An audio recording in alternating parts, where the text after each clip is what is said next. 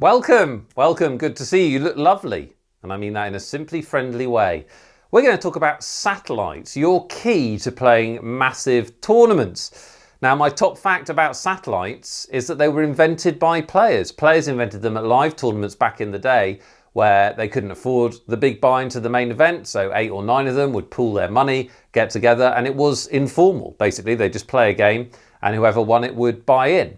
And now that's grown to a situation where you can win buy some of the biggest tournaments on the planet for just a few dollars, sometimes even free play points on online sites. So satellites, as we know, are a thing. But why should you play them?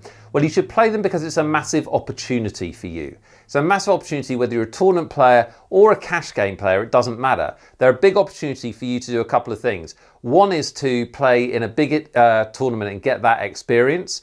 2 is for you to develop your game, because if you do win a buy into a decent sized main event, online or live, you're going to play against a good caliber of players, perhaps better than you normally would.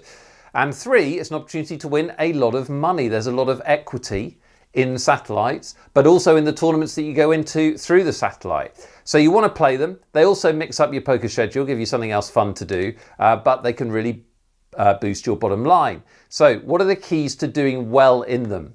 Let's take a look. There are 7. Yeah. The key number 1 is know the game or know the rules. So know the rules. So by know the rules, I mean you need to know the format of the satellite. You need to know, it's nice to know the structure, the levels and stuff like that. It's also nice to know the rebuys, the add-ons, how long they last for. That's all pretty standard stuff to know for any tournament. But critically in satellites, you want to know how many seats you're playing for. It's really, really important that you're always orientated towards your goal. The most important thing to understand with a satellite is that you are playing for a seat. You're not playing for all the chips, unless, of course, there's only one seat, in which case it becomes winner takes all.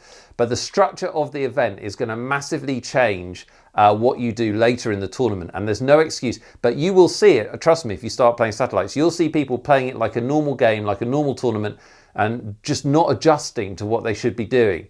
Remember, if you get to the cutoff of the number of seats in a satellite with one chip, you get exactly the same prize as whoever has the most chips or is first when that cutoff is reached. The prize is exactly the same.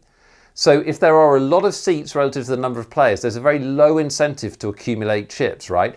All of the emphasis is on survival.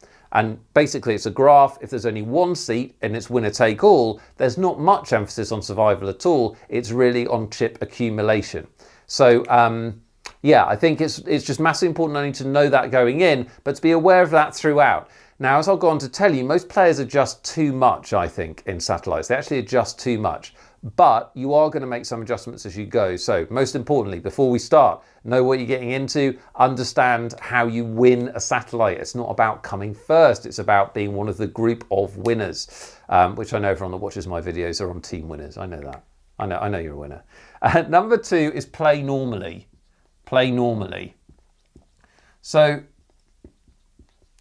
I'm going to give you some advice about how to adjust in satellites. But if you just played satellites the same way you play MTTs, 90% of the time you're going to be fine. It's only late on in the satellite that you're going to have to radically change your decisions. Now, as I've said, the biggest adjustment you'll make is if it's a winner-take-all satellite, you're going to adjust more towards taking calculated risks because you have to accumulate all the chips. So you might play marginal spots more towards getting your money in, basically, being aggressive with draws, calling in close spots, that kind of thing.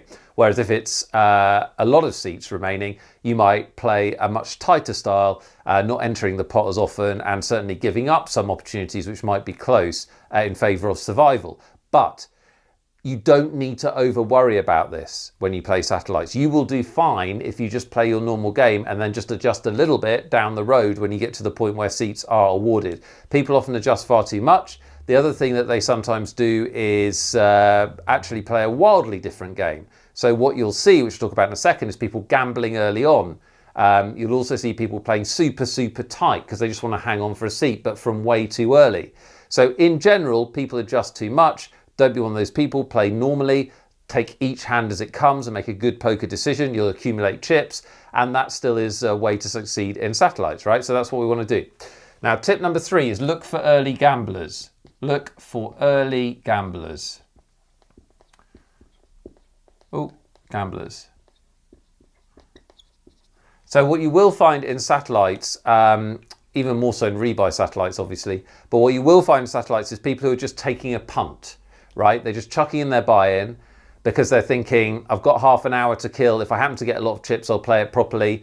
Or they're thinking, I'm going to enter the main event anyway. I'll try and do it on the cheap and I'll, just give it a go. And they'll play like a really gambly, super aggressive style where they either get a load of chips or they bust out. Now, this is an opportunity for you because if people are just gambling, punting their stack, hoping to get lucky or whatever, they are taking the worst of it, right? Let's be clear about this. There's no magical formula where you gamble a lot and you get a big stack of chips, right? So we can take advantage of that. So it's very important that you're looking for those players and identifying them early on in a satellite and widening your calling range against them. That's the main thing you're going to have to do. Now, occasionally this might involve you committing with a hand you wouldn't normally commit with. Maybe you've got a call all in with that ace jack or whatever it is. But if you've got a big edge against somebody who's obviously gambling, you've got to take it, right? That's just good poker. It's got nothing to do with being a satellite. It's just a really good decision for you to make. So look for those early gamblers and look to take advantage of them. Now, as the satellite progresses and you're playing normally and you're playing your MTT game and then you're upping the aggression as the blinds go up, you're doing all that good normal stuff, you're building your stack, you will get to a point in the satellite where, a decent amount of the field have fallen and you're starting to become more serious about the possibility of getting a seat. Now, where that point is going to vary, obviously, depending on how big the satellite is, how many seats, and so on. But when you do start to get through the satellite and the pressure begins to build, then you want to be targeting players who don't have easy decisions. So one of the best things that you can do is target players with mid-stacks. Target mid-stacks.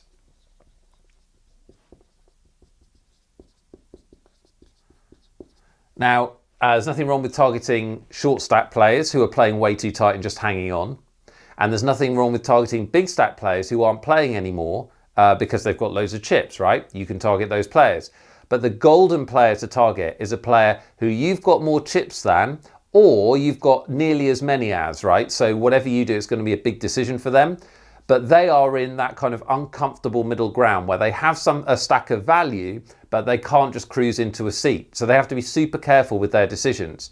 Big stacks and short stacks later on in satellites, their decisions are easier. But these mid stacks, typically these are going to be 15 to 30 big blinds, right? They have difficult decisions and they're going to find it hard to commit, especially if you have about the same or more chips than them. So look to target those and be more aggressive against those. And if you want to pull some kind of a re-steal shove on somebody or something like that, those are the stacks to go after that have a difficult decision if they have to call for their whole satellite future, basically. Now, we can also look to steal, right? We can look to steal. So you want to steal from two types of players. You want to steal from big stacks, big and short stacks, but specific types of each. So you want to steal from big stacks who are not that interested in playing anymore. Now, some big stacks, I don't know why, just because they can, I suppose, will just keep playing. I've seen big stacks play big pots in satellites all the way up to the point where seats are awarded, even though they don't have to, right? So it's really important later in satellite that you're observing everyone and really kind of getting a good handle on the kind of type of player they are and how they view their stack. So don't make assumptions. But if you find big stacks that are just sitting back and cruising into seats, well, you can steal their blinds, right? It's going to be much, much easier to steal their blinds. And if they defend, you can just give up. Now, with short stacks, you're going to find the opposite phenomena where they are still not playing, but they're not playing because they're super worried about going broke. Now, some short stacks will understand that because they can't cruise to a seat, they've got to commit, right? So, you don't want to be picking on those players because they're looking for an excuse to put their money in. But you will find some short stacks who just stop playing. And this is very much a feel thing, right? I can't tell you how many hands you have to see someone fold before this is true, but go with your reads and look to steal from these players who don't want to play. Basically, this is just another way of saying look for players that are not really playing towards the end of satellites. And don't give up on stealing until you are really getting shorter stacked, right? It's very easy when the seat cutoff is visible and you're like 10 players away or something to start getting too defensive, and then you can find yourself one of the players and stacks that's under pressure. Stay on the front foot, look for opportunities to steal the blinds, and you'll keep yourself, with your head above water until you get your seat. All right, know where you're at all times, know where you're at. So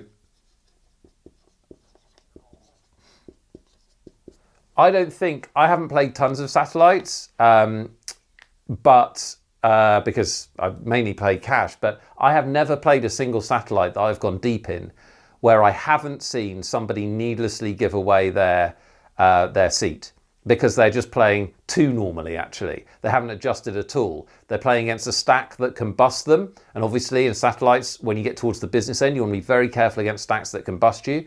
And they're just playing completely normally. They're in a marginal spot. They're just calling off whatever, putting their money in whatever. And really, they could have just not done too much and got a seat. Well, you don't want to be that player, right? So always have an awareness of where you're at. Usually I will tell you not to look at the tournament as a whole, just make your decisions hand by hand. In a satellite, as you get towards the cutoff, that's not the case. You need to know where your stack is in relation to the other stacks, what the likelihood is of enough people busting for you to get a seat without you doing anything, whether you need to accumulate a few more chips and so on. So as we get to the business end, always know where you're at. And finally, if you want to do well in satellites, you want to pay a couple of dollars and end up in the World Series of Poker main event or a big EPT or whatever it is, then you want to do some practice, right? You want to do some practice. Like anything, you're going to get better when you practice. You can practice by playing lower buy-in satellites and stuff like that. The other way you can practice is by playing some sit and goes. So you can play some sit and goes because they will accurately reflect making decisions with shorter stacks against a variety of stack sizes. You'd also get into the money and sit and goes more often, so you can get more of those kind of money bubble decisions into your game. And all of those skills do roughly translate to playing multi-table tournament satellites. It's not the same, but it does give you some of that end game experience, which can be vital. All right, there you go. Jump into some satellites. They are your key to winning seats and making money quite, not easily, but there's definitely an opportunity for you because people do not play their best in satellites. And if you do, you can not only make some money, but you can give yourself a shot at some big tournaments, which is fun, which is why we're here after all.